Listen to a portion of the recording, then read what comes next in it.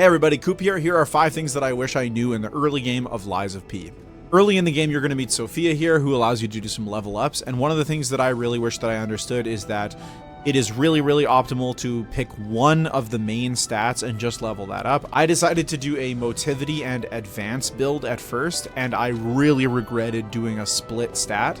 I also highly recommend avoiding the advanced stat, as it's basically only good for a lot more technical and elemental damage weapons, and it made a lot of parts of the game really easy, but a good chunk of the game way harder than it needed to be. So I definitely recommend technique, because there's really good technique scaling weapons in the early game.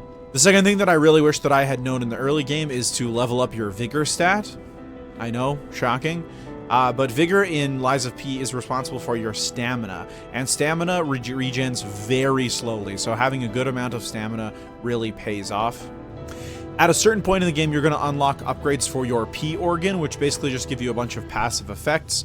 And something that was really not clear to me is that in order to get an actual upgrade, you need to invest 2 quartz per node. So to get this link dodge upgrade, you need to invest 2 quartz, and that's the same with every upgrade throughout the entire tree.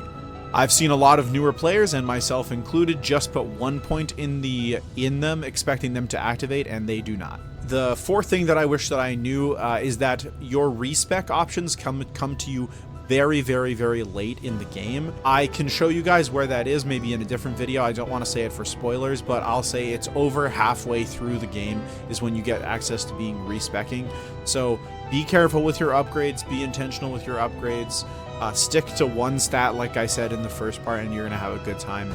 The fifth thing that I wish I knew in the early game is that dodging is super important. The first couple bosses really teach you how powerful blocking is, specifically perfect blocking in a very Sekiro style. Now, what you learn from bosses after that is that dodging is actually also very powerful as well. In the demo version of this game, dodging was really bad and had very bad iframes.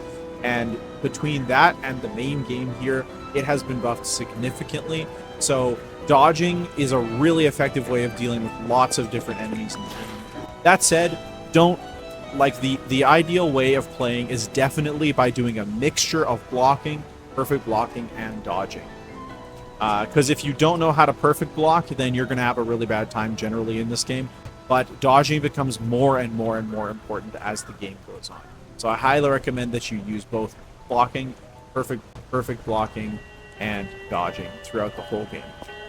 Hello, Tarnished.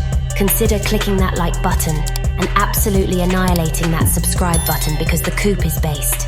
Ranny out.